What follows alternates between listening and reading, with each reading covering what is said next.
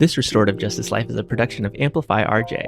Follow us on all social media platforms at Amplify RJ, or sign up for our email list to stay up to date on everything we have going on. And to get the most involved, join our free Mighty Networks community to get connected with others living this restorative justice life all over the world.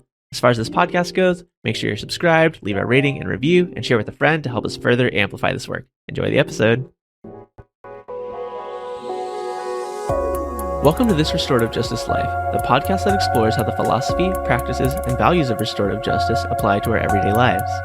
I'm your host, David Ryan Barcega Castro Harris, all 5 names for the ancestors, and I'm the founder of Amplify RJ.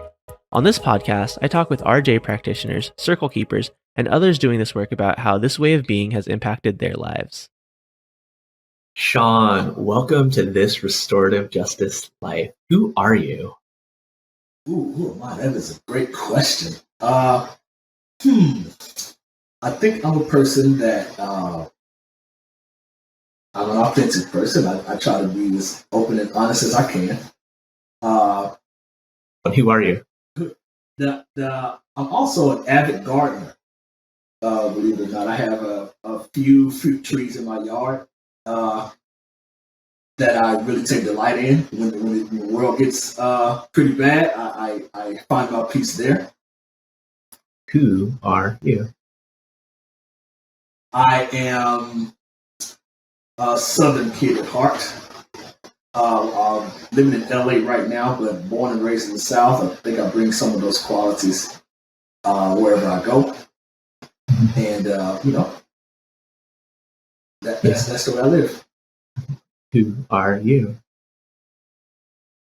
I am an avid sports fan who loves to see where sports is going as far as how it is impacting society on a larger scale.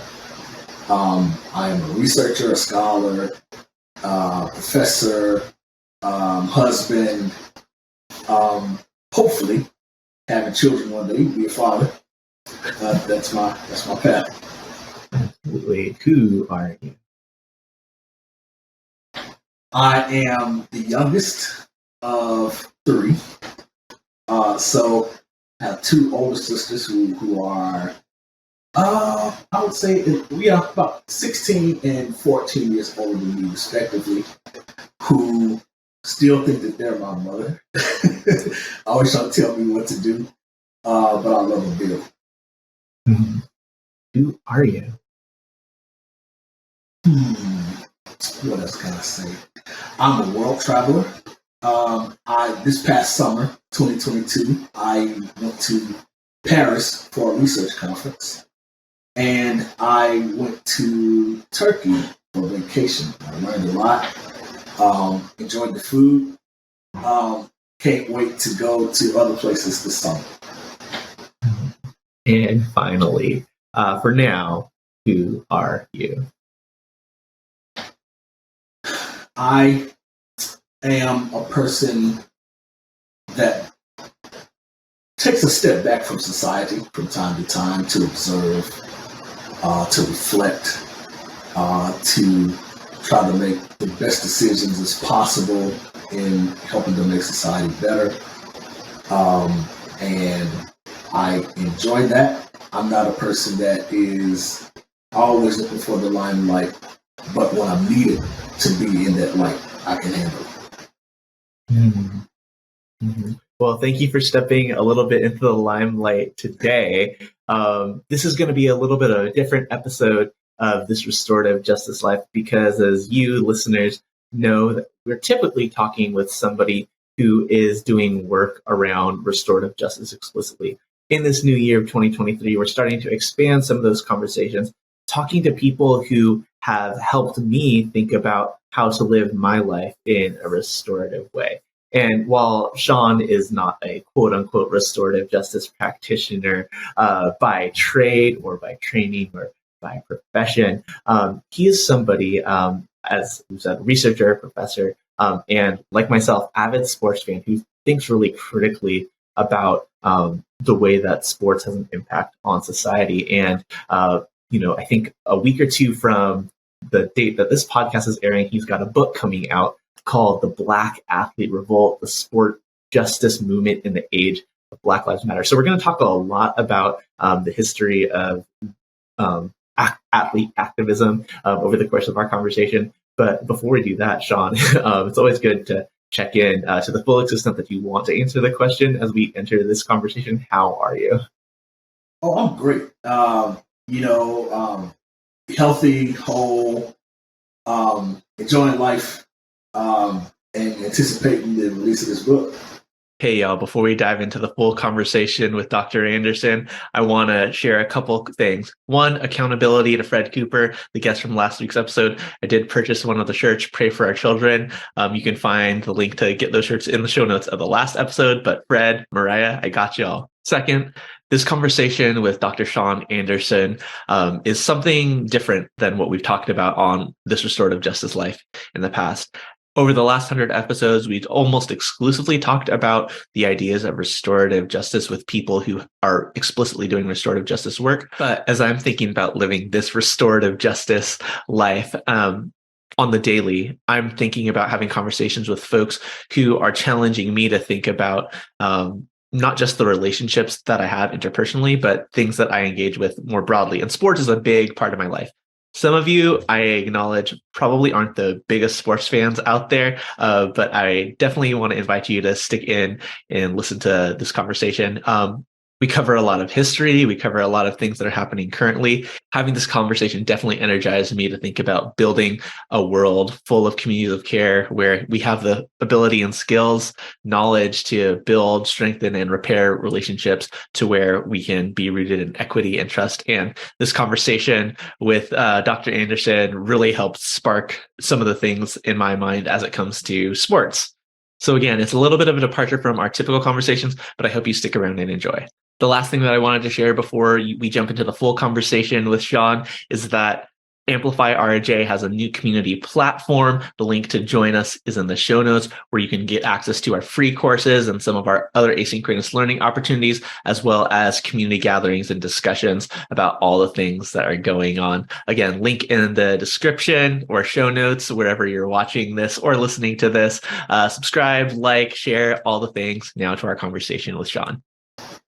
Yeah, I mean, as somebody who has thought a lot of thoughts and written some things and, put things out in the world, both on social media and on platforms like this, I know that none of that compares to the beast that it is writing a book, putting it out on the, a couple weeks away from release date. How are you feeling?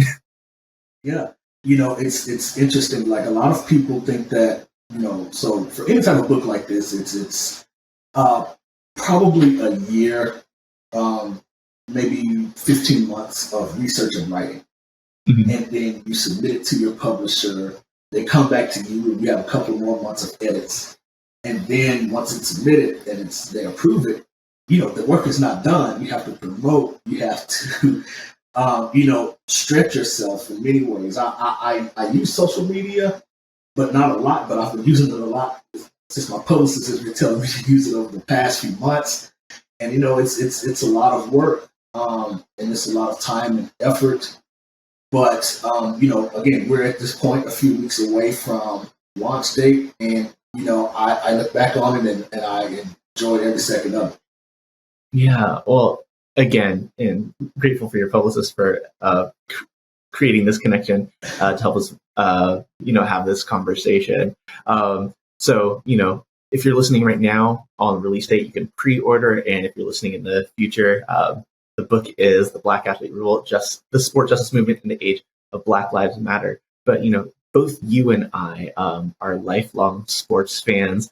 I think some of the earliest sports memories that I have being a child of the 90s is, Sunday mornings after I watch, whether it's Magic School Bus, Arthur, like switching over to like the NBA on NBC, like the Knicks and Miami Heat games going on there. And of course, the Jordan comebacks.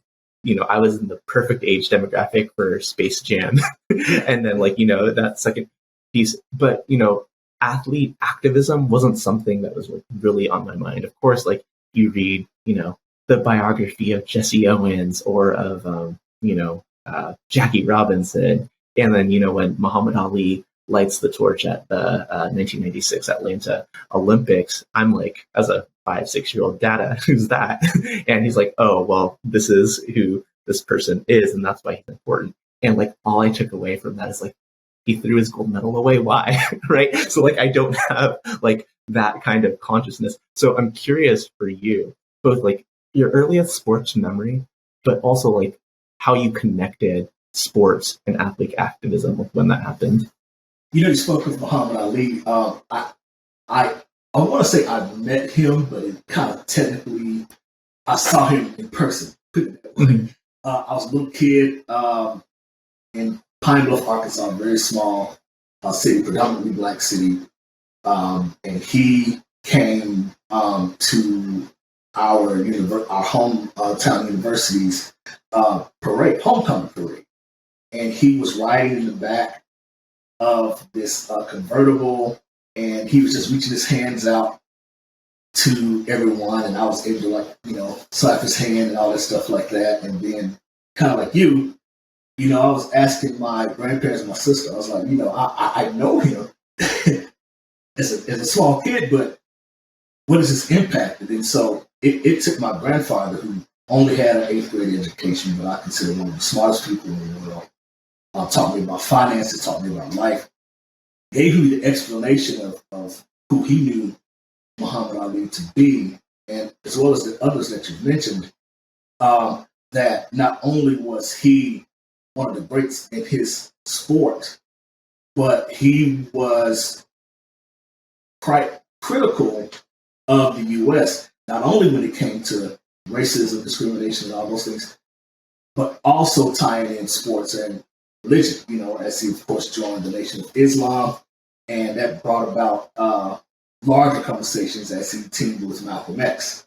And so it was those conversations with my grandfather, who also was an avid baseball fan and introduced me to the St. Louis Cardinals when I was a little kid, when we saw Ozzie Smith, the Wizard, taking the field, doing the backflips, Willie McGee and the others. When we had a lot of black players playing baseball, I should say that. And, that sparked my thought process early about sports. And I went on to play sports. Thought I was going to go pro. In high school, had the knee injury, the inevitable knee injury. And, that kind of took that dream away, if you will. But I think now that since I still had that love of sport and combined it with research, I think I'm on a great path with, the work that I'm doing today. Yeah. You talk about having this semi-awareness of who Muhammad Ali was as a young person. I think you're a little bit older than me. And so like you knew, some things, but like as we grew up like in the 90s, early 2000s, the athletes that we saw weren't really people who were taking stands, right? Michael Jordan is famous for the line, Republicans buy sneakers too, valuing assimilating into white culture, having the broadest appeal possible, right? Getting McDonald's, Coke, Nike as like, make me as famous as possible. And, that's had positive impact in some way, shape, or form, building generational wealth for at least one Black family, right? Yeah. We have a Black owner in the NBA, arguably one of the worst run NBA teams right now, but we don't have to go down that road right now. But like, all that to say is like the athletes that we saw growing up weren't necessarily the ones taking these kind of stands. Of course, you have people like Mahmoud Abdul-Rauf, Craig Hodges, who were like contemporaries of Michael Jordan, who were kicked out of the league or like blackballed from the league because of the stands that they took, whether they were anti-imperial for U.S. intervention overseas or protesting racism and police violence. Like those things weren't as publicized and taken as seriously. As you grew up, you continued to be a fan of sports in general, but you also like continued to grow up as a conscious person. Where did you see the intersection of sports and athlete activism really take root? And in some ways, it's just probably like what inspired you to like write this book or write the things that you've been writing that like preceded this book? Yeah, so it's the big thing about that is we've been hearing for many years, decades even, that politics should not be in sports. Okay, but it's been there. It's been bred into history. To take it even further back, we're talking about 1875, 10 years after the Civil War. The Kentucky Derby was established, and the jockeys who rode those horses were former slaves, right? And you're talking about these athletes at the time who rode these horses were earning what is the equivalent of the millionaire athletes today. The issue, though, is when 1896 came about and we had the Plessy versus Ferguson case, which, of course, among other things, the most glaring aspect of that case was the separate but equal clause, which brought in all of the Jim Crow era. Those athletes were essentially kicked out of those sports and became obsolete. And some of them became so downtrodden and distraught with that particular verdict for them in sports. Some of them ended up committing suicide because there was so much. You're talking about athletes who were supporting their families and building up communities over 100 years ago to now people probably didn't even know that there were a lot of black jockeys there today. And so, taking it to a more recent account, once we got into the 80s, early 90s, that became the commodification of athletes, meaning that TV rights, big contracts, endorsements became larger than ever before. And so there was this common law concept that if I'm going to pay you all this money, if I'm a team owner, then you just need to do what we say, be quiet, you'll earn your money. And so, without the fear of being ostracized, they did just that. And so for me, what got me then into writing this book is the fact that we know that there was a dormancy. We saw the Michael Jordan famous quote. We also saw the Charles Barkley famous, I am not a role model, to which he was trying to clarify later that he was saying that, while I do admire people admiring me, teachers and doctors and lawyers should be admired too. And we get that. But, Charles Barkley has a flair for the dramatic. And so, but what got me then to point to this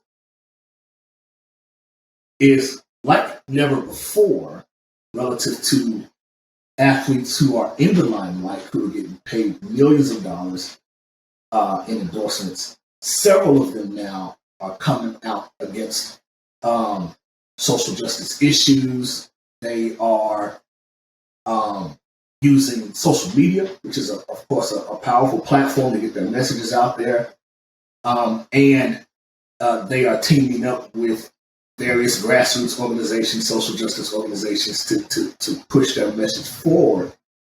And when Colin Kaepernick received all of that vitriol for his knee, a lot of people didn't recognize that he had a website, the Know Your Rights website, that showcased all the things that he did with his funds while he was being ostracized.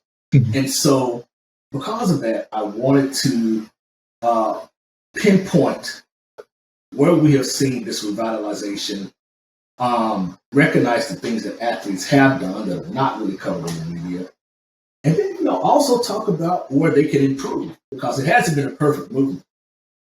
All of this has been guided by, and as we're now approaching the 10-year anniversary of when the hashtag Black Lives Matter first appeared. And so this is where we are with this book. Yeah. You brought up Charles Barkley, I am not a role model. And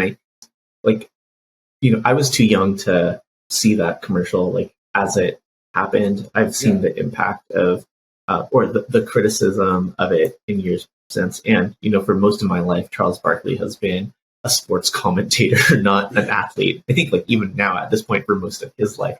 And no, Charles Barkley is not someone who I would want to model my politics after, right? You have these, we're talking about Black athletes specifically, these Black athletes who accumulate a lot of wealth for their skills. They're propped up as special and role models, even though both behind the scenes, many of them aren't people we should aspire to be. We don't want any of our children to aspire to be. And, we can talk about all the lack of support and structural reasons why they may choose some of those paths that include drug abuse, domestic violence, mismanagement of funds, supporting causes that we may, or you and I may or may not deem uplifting to communities as a whole, the Black communities specifically. But why are we expecting this of them? Right. Oftentimes these are young people who have been like singularly focused on hitting a ball. Well, not so much today, right? Hitting a ball very far, running fast to avoid getting tackled, or like tackling somebody who's carrying the ball, or like putting an orange ball, in a little round hoop. And so like, while we appreciate like the reallocation of funds and like the platforms that they're giving to certain issues, right? They're not necessarily people who we should look to for our collective liberation or advice, right? People talk about, I think there's often a double standard of people in the movement who are critiquing people within our community, right? Like, oh, Colin should have done this, or for those who are like very inside, I know, the Players Coalition that came up as the, I guess this isn't a perfect framing, but like the Malcolm to Colin's Martin of like, hey, we're going to work with the NFL to, reallocate funds, make things more just and equal in society. So Malcolm Jenkins and others who took that approach, like it's easy to critique that, but they're also working from like, this is the best that we know how to do, given the situations that we're in. And so like, while we can't look to these people as saviors, right, we can appreciate what they do with the platforms that they have while asking them to do more. And I know that's echoing so much of what you've said. What are some of the things that you have been energized by, like hopefully, and like some of the things that you've been like discouraged by in recent movements for Black liberation by the Black athletes of today? Here's the thing.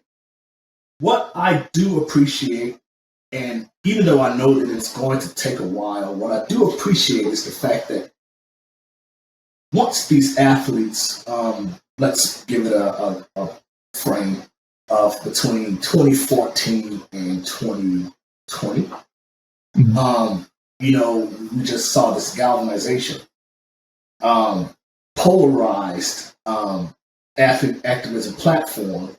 And what I believe came from that was the fact that now these organizations, these sports leagues, those that are tied with these sport organizations or sport apparel companies have to pay attention and be aware themselves and put together their own sort of strategies in the movement. So, you can look at the Nike commercial that Colin Kaepernick did, and people can say, oh, they're just hopping on, and rightfully so. You can say that because, anything for a check, right? Mm-hmm. And, but also, though, it brings up, again, the larger conversation of pushing these organizations now into what has been called brand activism. Mm-hmm. Pushing forward that agenda. Now, here's my thing, and to get to the point that you were talking about relative to some concerns, some issues. I think the civil rights movement, it was great. It brought about, the Voting Rights Act, the Civil Rights Act, all of these things, even helped with immigration later. A lot of people don't want to give that attention to it. And so, of course, we had Muhammad Ali, Althea Gibson, Jim Brown, Bill Russell, Kareem Abdul-Jabbar. And that is the standard, right, for athlete activism. Even though it occurred, or I should say sport and politics happened before that, that's the standard. And so I think when they then started describing the Black Lives Matter movement as the second civil rights movement, and subsequently athletes started to hashtag Black Lives Matter, then people began to, at least those who wanted better from athletes, began to say, oh, well, if you're commenting on this, then I need you to be abreast of every issue. I need you to donate to every cause. I need you to talk about all of this. And the issue is these sport teams, these athletes, they are in a reactionary business. There's no standard platform. There's no way that they have people who can talk to them about the entire issues. So they just run off. They'll see something to say something, and then they have to retract it because they not always have been the correct information. And so those are the things that I think that need to be cleaned up as we move forward in the movement. From the athlete's perspective, or from like our expectations of athletes, right? Because I think about LeBron specifically and things that he's had to navigate. I remember the story a while ago, and I'm going to mention Darfur, and people can date that. I think it's like 2004, 2005. Like one of his teammates, and I'll name check Ira Newble, hey, I got educated about this issue. You've got a really big platform. I'd love for you to say something. And like, LeBron never did, right? Similarly, when there was a young man whose name is escaping me in the moment, was shot in, Tamir Rice was shot in Ohio, right? And there were activists like petitioning LeBron, like, hey, you should sit out of this game in order to put more pressure. LeBron never made a statement on that, didn't do anything, right? When LeBron is in China and Daryl Morey puts out the tweet about standing with Taiwan, and LeBron comes out with a non-statement statement to protect business interests that he has in China, right? Like, people can be critical of that. And I think, and I was seeing this morning something that Angela Davis said about Black people in the U.S. It's our responsibility to be in solidarity with Indigenous people here, and right, the audience that she was speaking to like didn't really receive that well, right? And so like, how are we expecting somebody who does not have like the political orientation that Angela Davis has, or like the political orientation of like our liberation is tied up with each other, and we need to be making decisions that aren't just prioritizing our bottom line. Because like, LeBron is a company into of himself, right? Yes. Like, how can I like be not critical, but like still say these platitudes that, like, I could have been Trayvon Martin, right? When they do the hoodie picture, right? Or like, putting pressure on the multi-billion-dollar NBA to like, here, allocate a couple $100 million over the next 10 years to support like boys and girls clubs, which like is fine, but is not liberatory. Like you're talking about this gap, and is the gap on like the athlete side, or is it on us as fans and consumers of this who are expecting more of them? No, so actually it's the athletes and the owners of well, I should say the organizations themselves that I believe have more responsibility here. As fans, we are consumers, right? And we've heard the thing that I just want to go watch a sports game and not involve myself in politics. But my thing is, okay, if you NFL, if you NBA or NASCAR, NHL, are dedicating resources to say diversity and inclusion and equity, or to police brutality or racial injustice, then do it 100%. Like you say, don't just say that, okay, I stand in solidarity, and you put the Black Lives Matter logo in your end zone. And then when a player, I don't know if you saw, Damar Hamlin for the Buffalo Bills goes into cardiac arrest on the field after a tackle, that you say, okay, we need to figure out how to get him off the field and play this game. But this man needed CPR, so, of course you couldn't play that game. And so it's the responsibility of athletes to understand the facts, to not pick and choose, because, again, yes, you are a brand.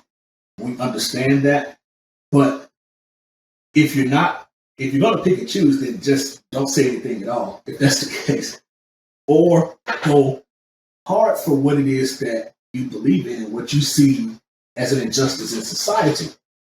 And then on the flip end, I would say that it's kind of like that cliche where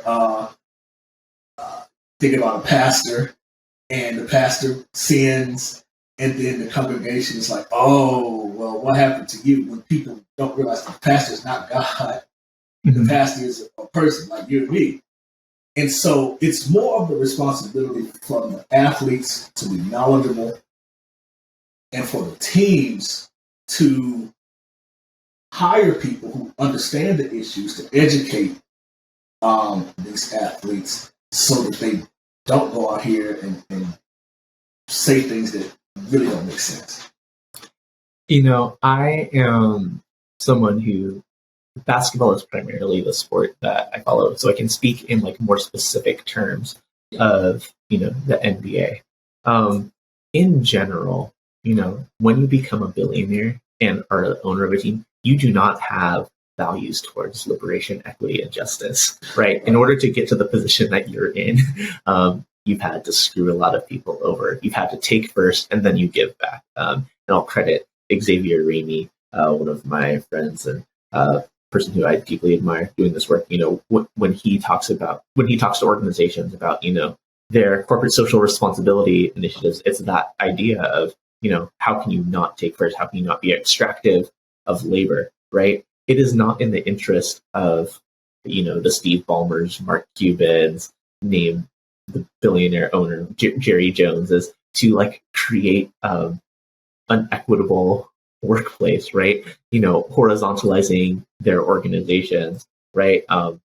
Being in partnership, with their employees, not just players, but, other employees, right? Because they're trying to, for power, accumulate more wealth. And so, it is not in their interest, right, to help educate their employees about, liberatory, more equitable ways of doing business, more inclusive ways of doing business. It is in their interest to, put out the statements, post the black square, put out the hashtag that, give the appearance that we're doing something. But at the end of the day, these are entities that are almost solely interested in, growing their revenue, right? We can talk about, diversity initiatives as efforts to bring in more consumers, essentially, right? How can we be acceptable enough to the broadest audience, right? And now that, there is more of a consciousness in a white dominant, still white dominant consumer base that oh, racism is bad, or sexism is bad, right? You need to move a different way. But is that what we're asking of them? Because we're not asking, we don't have the same world values, and arguably I don't know that we can even be looking to them for that, right? There were lots of people, myself included, who stopped really consuming the NFL as a product a couple years back due to concussions and the violence, but definitely with Colin Kaepernick. And, I saw a net positive to my life by not, putting so much energy into a Sunday to consume a thing. And so I haven't really kept up. I watched the Super Bowl, and I'm generally aware of things that happen when like somebody has a heart attack on the field. But like basketball is not something that I'm going to divest from, right? And like I can feel guilty about that by continuing to contribute my dollars both through NBA League Pass, the amount of my cable bill. Let's be honest, my parents' cable that I still watch that goes to ESPN and therefore ESPN and TNT and therefore the league and trickles down to the teams and the players. And when I actually do go to games, but like, do I feel guilty about that? No, but like it's because I don't expect these places to be these like bastions of liberatory space. And like America is racist, right? America is built on the foundation of racism and oppression and capitalism, where we're trying to extract people who are trying to extract value from people who don't. And that's just the game that we're playing. If we're not going to like completely divest, what is a sports fan to do? Like, how do you as a sports fan continue to consume with the consciousness that you have? Yeah, that's an interesting question. And I have to throw another analogy in here relative to that. Getting to your point of, should we have that expectation, knowing what we know about this particular system? I liken that to the overall question that, because, of course, Black people are not a monolith. We're different in our thoughts and deeds. And it takes me to that Oscar So White, sort of small movement that went on where some Black people were saying, they need to be more diverse, the Golden Globes, all these awards. Whereas other people are saying, no, why do you concern yourself with this? Why do you need that validation? Right. Why do you need that validation? And I think that particular type of argument then goes into this situation. So let's look at this comparatively. The NBA is arguably the most global U.S.-based sports league. And the reason why I'm not saying MLS is because it's just now growing here, Yeah. And like the Premier League is where people go to like consume soccer. Exactly. Sorry, football. No, you're fine. And so, as you mentioned, the NBA has become, of course, more European-based players are now coming to the league and becoming superstars, MVPs, whereas the NFL is trying to do that. And so I remember going to London a few years back when I got a team up with some colleagues there about understanding how the NFL was trying to infiltrate the UK.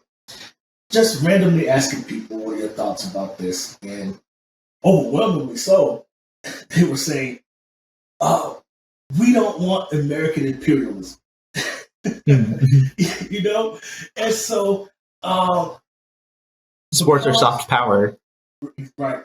And because, again, China is a big fan of the NBA, and like you say, those business dealings that are happening, and we're seeing less concussion type injuries and stuff in the NBA, whereas the NFL has had a slew of controversial issues. One begs the question of, how can we love one sport and hate the next, right? But here's the thing. The NFL,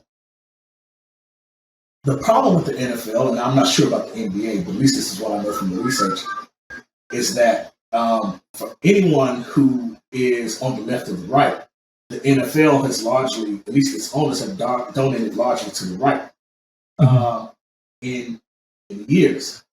And so the players, particularly those in the Players Coalition, kind of, pushed the NFL for this whole Inspire Change initiative, were saying that, okay, if you're going to inspire change, then you need to stop donating to people who are against our causes. Okay. Yeah. But we see that the NFL still does that while also trying to expand. And so I think in both the NBA and the NFL are like the government said back in the Occupy Wall Street days, are too big to fail, despite the fact that we see so many injustices. I think now it's having to continue to challenge their system is the best path forward. The players are the players. As much as LeBron has made over his career, the Cleveland Cavaliers owner who lambasted him for leaving to go to Miami in the first place is still going to be that owner long after LeBron retires. So it's the challenge of the systems of these sports leagues that if we're talking about wanting them to be better, if we so choose that, some of us don't, some of us don't care, then that's the way to go. Right. Well, I mean, so the owner of the Cleveland Cavaliers, Dan Gilbert, whose wealth is generated from what is now Rocket Mortgage, but like Quicken Loans, like Quicken Loans and all that, yeah. Yeah, like predatory, right? And so like that person doesn't have our values, right? And so are we then trying to create sports leagues that are more equity based, are more justice friendly, values aligned? Top athletes aren't going to want to play there because the money is not there, right? And in I think 2011, the NBA had a lockout. They have a collective bargaining agreement that expired, and they could not come back to terms. And so the season, part of the season was suspended in that time. There were like tangential conversations about like, oh, well, what if we started our own league, right? How do we know that the players are not just going to replicate, the systems and structures that they know? Like, there is a critique of Black capitalism that we're not going to go like very deep into right now. Like, but Black capitalism has been talked about a couple different ways. One, it's just putting Black faces on the systems and structures that have continued to oppress people. The other way that Black capitalism has been talked about, and when people like to talk about like, oh, Tulsa, and like that was a bastion of like Black small business owners, like keeping money inside the community and like supporting each other, right?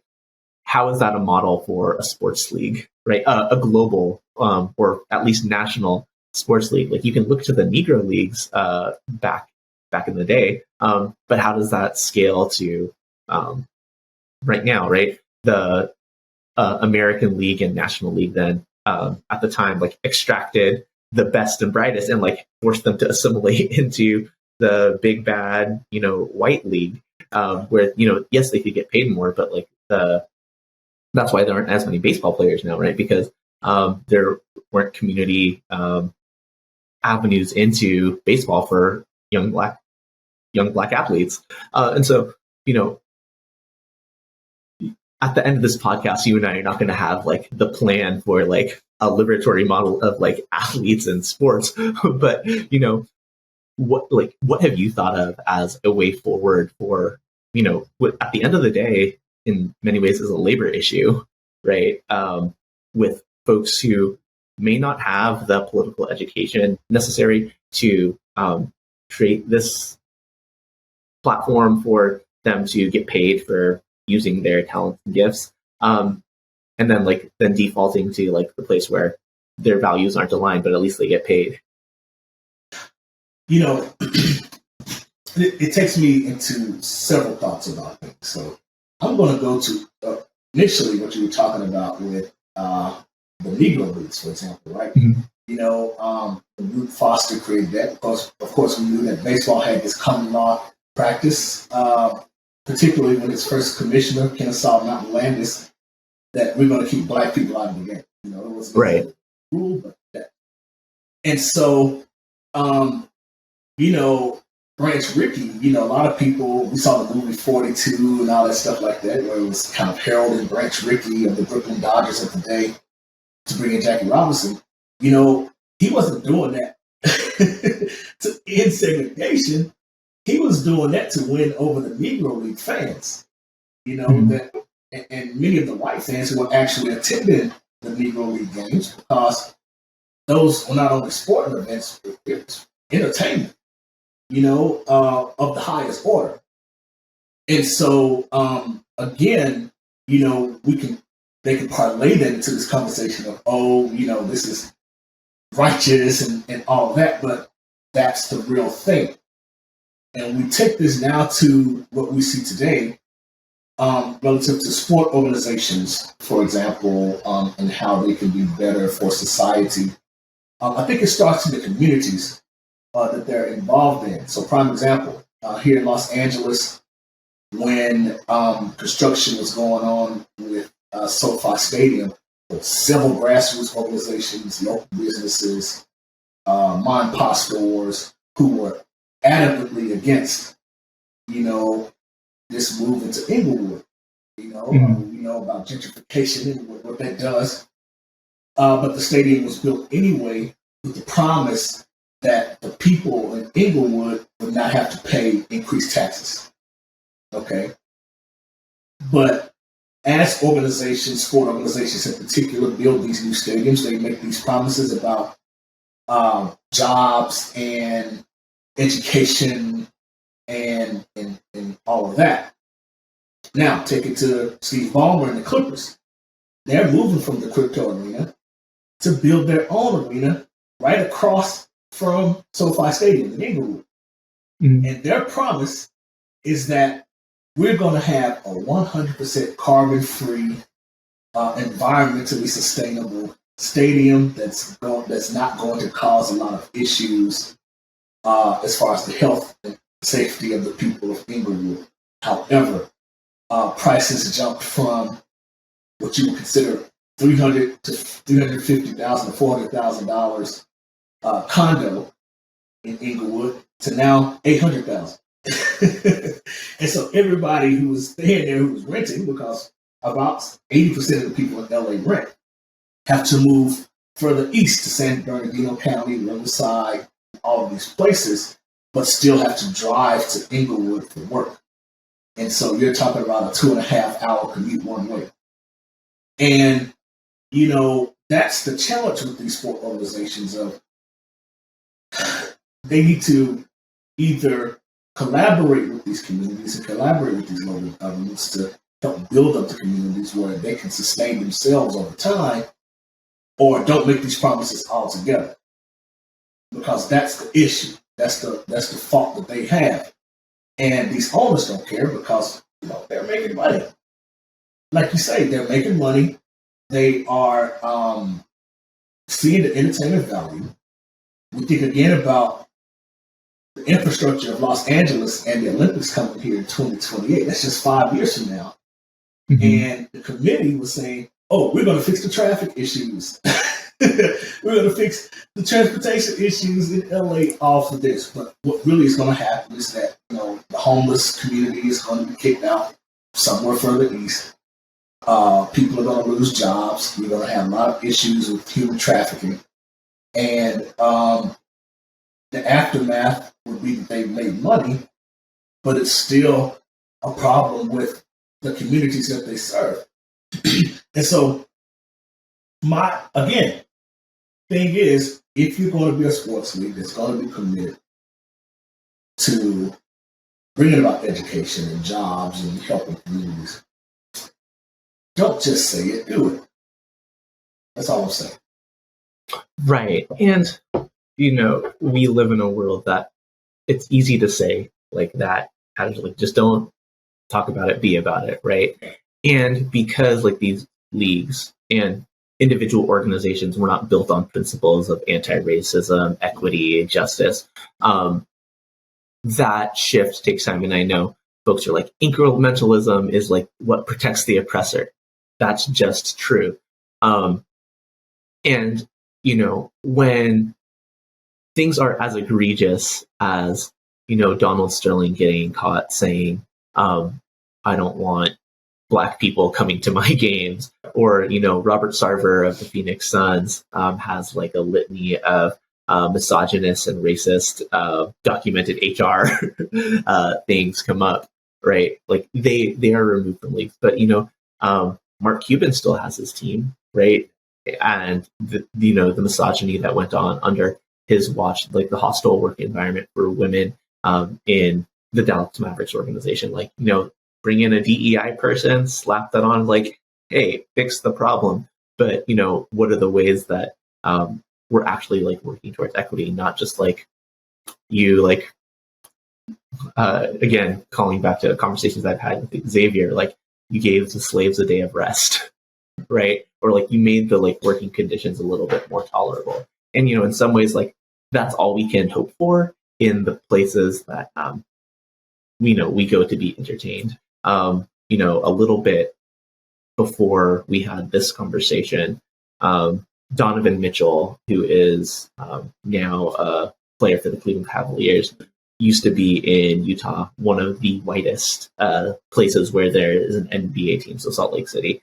And since he's left, right now, he's able to say some of the things that he wasn't able to say about like the racism that he experienced as just a Black resident of Utah, but also like the star player for the NBA team that was there, right? Like, if all we're asking for, like, what is it that we're asking for from the Utah Jazz owner, Ryan something, whose name is escaping me, right? Because while I know that he is a recent tech billionaire who is more likely to be oriented towards like at least in word values of like justice, inclusion, equity, right? Like, is it even on him to fix like the problem of racism that exists in like the white community that is Utah, right? I'm thinking about a couple years ago where there was a fan who was like indefinitely banned from Utah Jazz games for either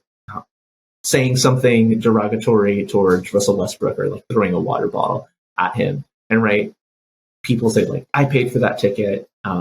I deserve to be able to say anything wrong. No, you don't, right? We don't come into your workplace as I as a visiting, like if I'm going to go like visit your colleague in the office next door to you, like I don't have the right to come in, talk shit about whatever you're doing, much less like make racist statements. But like the goal of their action of indefinite suspension rather than what is the education that we're doing with this person? What are the standards that we're setting for our fans, right? It's one thing to say on an announcement at the beginning of the game, this is who you can call to report racism, harassment, misogynist comments, and this is the expectation. It's another thing to like proactively say, like, in order to attend our games, in order to consume our products, this is how you need to be, and this is why, right? That's very, like, if I was to bring that to the owner of the Utah Jazz, I imagine like the pushback that one would get is like, that is such a large ask. But I also think it's like really doable for a billionaire who has these resources, who can allocate to investing in both staff training, community education, and, it's doable if that's what you want in the world. And if that's not what you want in the world, don't say that you are about that, and, we may be talking ourselves in circles, and like, we don't want to belittle like the small efforts that individuals are making towards equity, change, and making like these environments more inclusive and welcoming to people who just want to enjoy a basketball game as a Black person, as a woman, as a queer person, right? As a person with disabilities, right? Like, we want to like make those incremental steps, but as fans, like, we know that these organizations aren't really about that. So, how do we navigate? Here's the thing. I've not only about doing the research and writing this book and stuff, but also consult with a lot of sport organizations. And I sit down and I listen to particularly a lot of the initiatives that they want to push forward. Mm-hmm. And the issue that I've come across overwhelmingly with these organizations is that they don't want correction. They want you to review some type of throw it against the wall and hope that it sticks, a strategy that they've put together, and say, and just give your approval. You know, if you review it and you challenge it and say, I don't know about this. You just can't say this without really understanding what your stakeholders need. You don't know, so you can't make this claim. Then they're like, oh, well, we still want to keep it because we think it's good. Well, for who? You? Because you could say that, we've sent out messages, a letter of support to 90% of our Black fans saying that we are in solidarity with them, but not make an impact, in that community is essentially a slap in the face.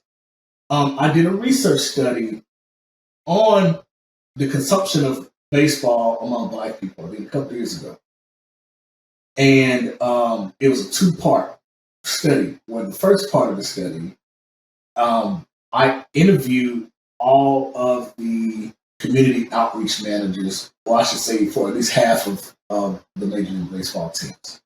Mm-hmm. And asking questions like, well, how do you measure the success of these programs, in the sense of saying, you're trying to get young Black kids involved in the game, you're trying to put together these Jackie Robinson community initiatives and Roberto Clemente. How do you measure the success of these programs? How do you get parents involved?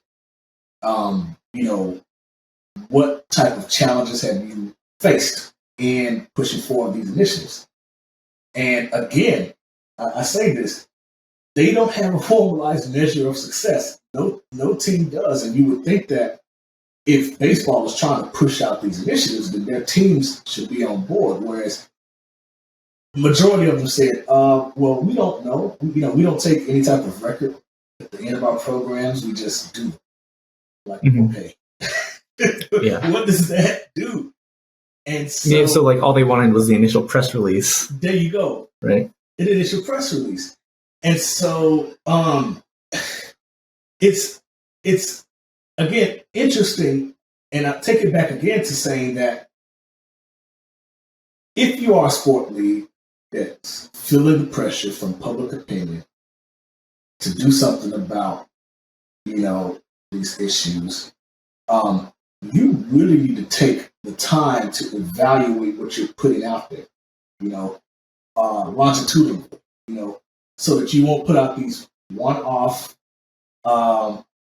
blanket initiatives to say that, and not say that anybody can, for example, can solve the homelessness issue in a day, but just for example's sake, we just donated, 50 blankets to X community over here when, it's 25 degrees outside, what does that do but make you feel better? So that's the issue. And I haven't talked to every sports league so far. I've talked to a few, and I'm seeing that common thread that whatever they put out there is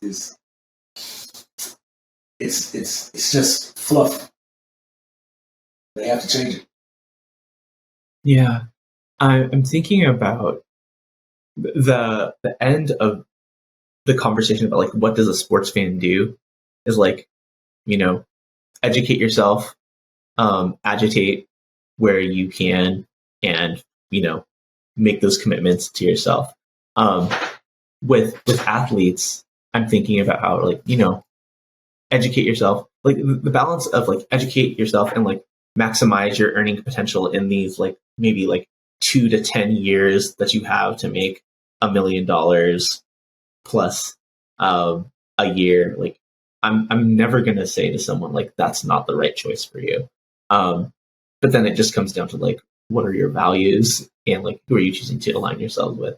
That can get problematic when somebody's values aren't necessarily aligned to like equity and justice, both on like the white athletes, or like, and I won't just say like white athletes, but like athletes who hold racist ideas. It's like, oh, this place is too woke, like forget about it, right?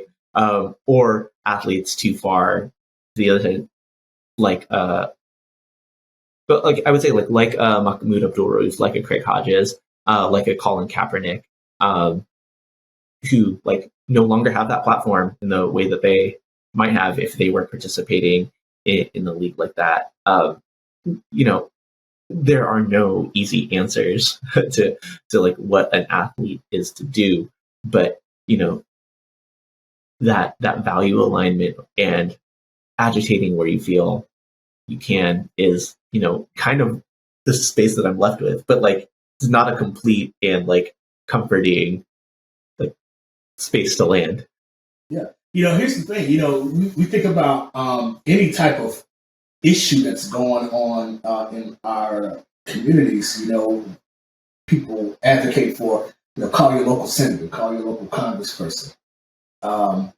Well, these sport organizations have community relations arms that can be reached out to. You know, they, albeit these organizations are always looking for something to pump themselves up. For example, did some work with the LAPD, and they have a lot of youth sports programs that they are hoping to reduce recidivism, you know, to keep kids out of trouble, gang prevention, all that stuff. But in LA, you know, even with the LA County Sheriff's Department, for example, they were still having a lot of those issues to where they have these programs throughout the counties and cities. They don't know if it's working because there's no understanding of, for example, the kids that they bring in are usually between the ages of 7 and 18. You know, there's no record of how they progressed over time, positively or negatively, where they go after high school, whether it's a trade or college or what have you. And so it's just, again, saying that, oh, we just took these group of black kids to the beach and we exposed them to life outside of their communities, and we've done something positive. Yay. You know, that's what see. And again, right, there's no, it's unfortunate to say, but as you know, we both mentioned, you know, there's no easy solution. There's no way to fix it in a day. But I think because of all of the issues that many people face in their communities, whether it's like Flint with the water crisis, Jackson, Mississippi, the racism in the South, the microaggressions in other places, people want change now. And as long as we know that many of these sport teams and owners don't really have a concern for social justice, rather than to have a PR piece that says we've hired our first DEI person in this space, that we're not going to see it again tomorrow. But again, what can be done is if they want to do something, they have to, these big leagues have to really understand their stakeholders, which are the society at large, the local governments, the vendors that they work with, the employees who have issues with some of the things that they do, to really sit down, hammer out ideas, and go from there. Again, easier said than done, but if we make those steps, we could possibly see change. But again, it's not. It's 11:09 Pacific Standard Time right now. By 11:30, it's not going to change. Right? Yeah. Yeah, and with a statement like this is where we are, like these are like some of the things that like we've talked about some progress, we've talked about things that are hopeful, we've also talked about like insurmountable barriers or seemingly insurmountable barriers, like what energizes you to continue writing about this, talking about this, pushing people's thinking? Yeah, it's amazing to me. For example, the people who had reviewed this book early, who didn't know about what athletes did in the civil rights movement, which for many people you would think that that's kind of common knowledge. Mm-hmm. And so for them to have understandings and to say, oh, sports is much deeper than entertainment.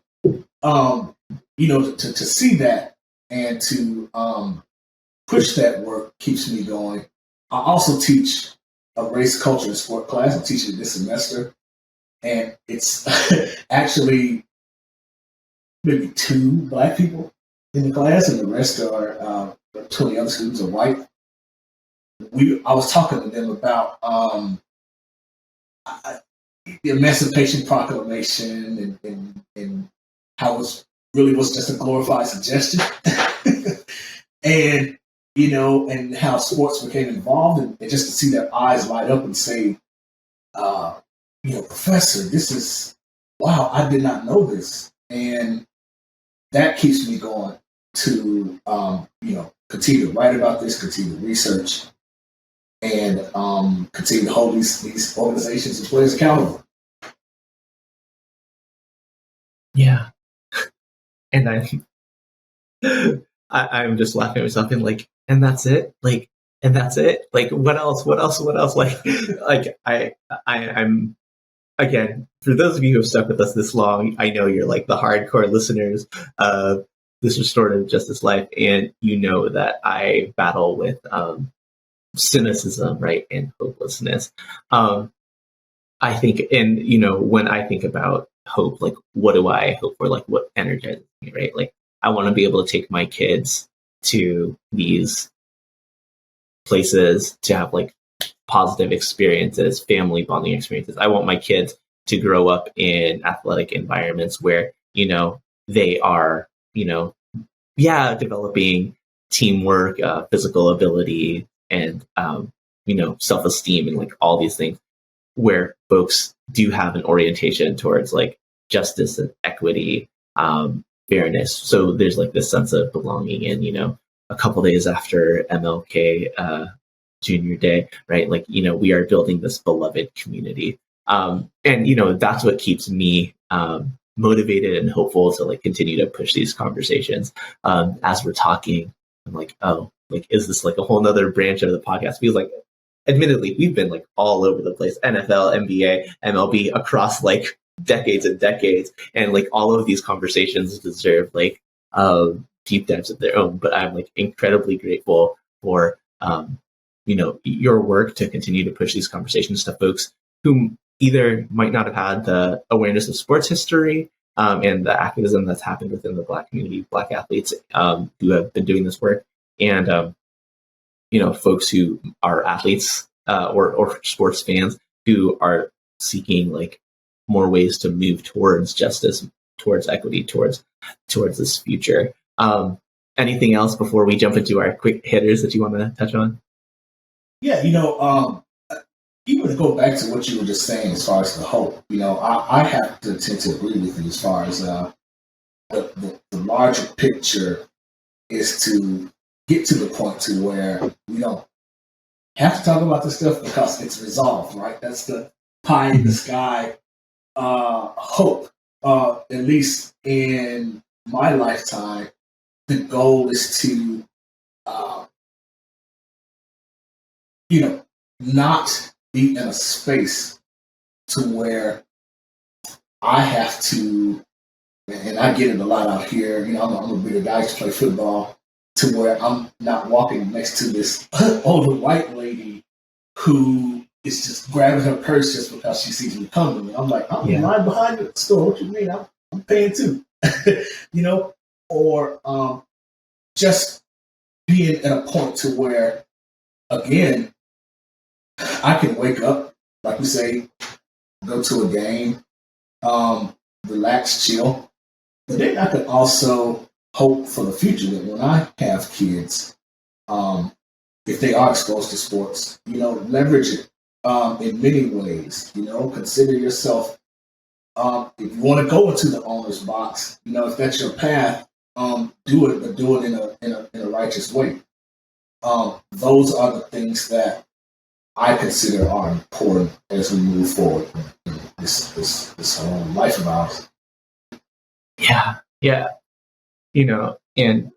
is why conversation is so great. And, when just like things that you said, like made the wheels start turning for me. And when I think about, building that future as a consumer, right? When we talk about ideas of restorative justice, like it's one thing to have these ideals intellectually in your mind, or practice within the scope of your family. But right, to be this person in the world means like this is relational, right? And so the way to affect change like this, I did say agitate, right? And that is one way to do it. If you're thinking about like Saul Alinsky's model of community organizing, the other way to start thinking about, making these changes is to be in relationship in the places, like within the context of the relationships you have. Like, what are the sports related relationships that you have that you can be pushing for more equity? You're not going to get a direct line to the owner of any of these sports teams, but right, there is a community relations person that you can probably start to generate a relationship with. There's probably a DEI person who you can like LinkedIn stock and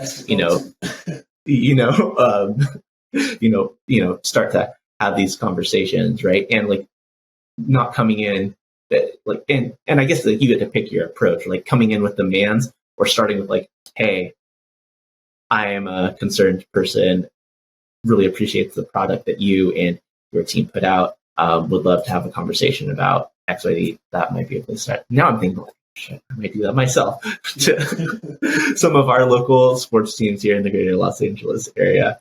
As we've heard, so much about doing this work is the practice, but it's always great to have some fundamentals. So if you want to tap into the Intro to RJ Racial and Restorative Justice course, the link to engage in that learning is in the show notes. If you want to go deeper in your practice or explore other aspects of doing work that is restorative and building a better world for future generations, we have learning opportunities for you too, both in courses and live workshops. If you're in a community, school, or organization that would benefit from this learning, we're more than happy to get on a call with you to talk about how we can support this work in your context.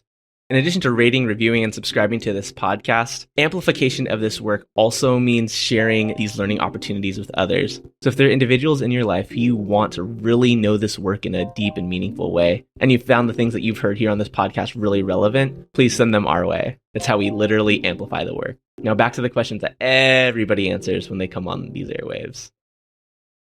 But man, it has been such a good conversation. I want to get to our quick hitter questions. They're not always that quick. We often ask folks to, in their own words, define restorative justice. I'm not going to ask you to do that. I'm going to ask you to set a vision for justice in sports. That we see, that we recognize sport, and we see it as a platform to truly change the world in effective ways. Former president of South Africa, Nelson Mandela, gave a speech where he said sport has the power to change the world. It has the power to affect change over any other government. While that was his hope back in the year 2000, I'm hoping that vision continues as, again, we try to adjust an imperfect world through sport justice movement. Beautiful. You get to sit down. We often frame it in a circle, but you get to sit down with 4 athletes that are alive. Who are they, and what is the one question you ask that circle? Muhammad Ali, Serena Williams, Kobe Bryant, Jackie Joyner Kersee. And what is the question you ask that group? The question will be,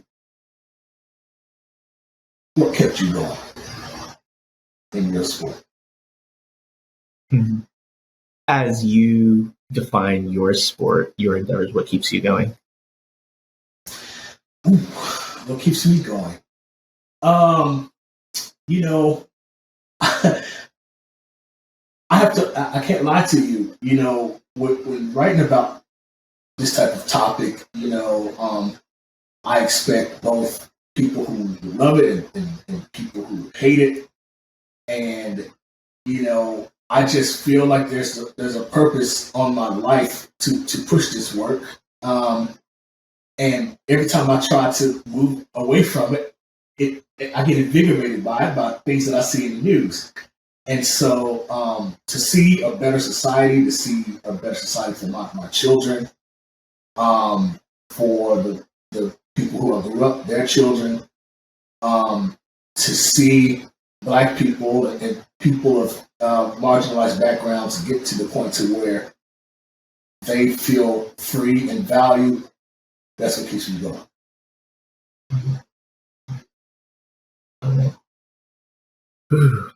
Till we're all free. This might be a little bit of a stretch, but thinking about, you know, these ideas of justice, sport or not related, who's someone that I should have on the podcast, and you have to help me get them on. I believe that is a great question. There's a lot of people that's come to my mind. I have a good homie of mine. He's in the sport and mental health space. Mm-hmm. His name is Dr. Aaron Vincent. He's a sports psychologist at the University of Duke, or Duke University. And a lot of his work is breaking down the stigmas of mental health among athletes and helping them receive the attention that they need medically. It's interesting. I don't know if you want to get back into the sports space, but I think a really great person to talk to. Yeah, definitely. I mean, you know, mental health isn't an aspect that we touch. Like, we've heavily focused on race and racism, but right when we're talking about justice, there are so many aspects, intersectional aspects of you know, how we can be making spaces more equitable, more inclusive. So we welcome that conversation, Dr. Aaron Goodson. If you're listening, and you know, you will be getting an email shortly. And then finally, you know, we've got the book, The Black Athlete Revolt, just the sport justice movement in the age of Black Lives Matter. Everywhere books are sold, I imagine. But how and where can people support you and your work? Yeah, so as you mentioned, Amazon, Barnes & Noble, IndieBound, wherever books are sold. But also, people can reach out to me via my website, which is www.Shaun, SHAUN, Mark, MARQ, Anderson, ANDERSON.com. Or you can reach out to me on Twitter, Shaun Mark Speaks, the same on Instagram. Beautiful. Love it. Of course, all of those links will be in the show notes. Shaun, thank you so much for having a very different conversation than we typically have on this Restorative Justice Life. I've certainly enjoyed myself. Hopefully we have people who've still stuck with us. We'll be back with another episode of someone living this Restorative Justice Life next week. But until then, take care. Like what you heard? Please subscribe, rate, review, and share this podcast on whatever platform you're using right now. Or if you're old school, tell a friend. It really helps us further amplify this work. You can also support us by following us on our social platforms, signing up for our email list, signing up for a community gathering, workshop, or course. So many options. Links to everything in the show notes, or on our website, amplifyrj.com. Thanks so much for listening. We'll talk to you next week.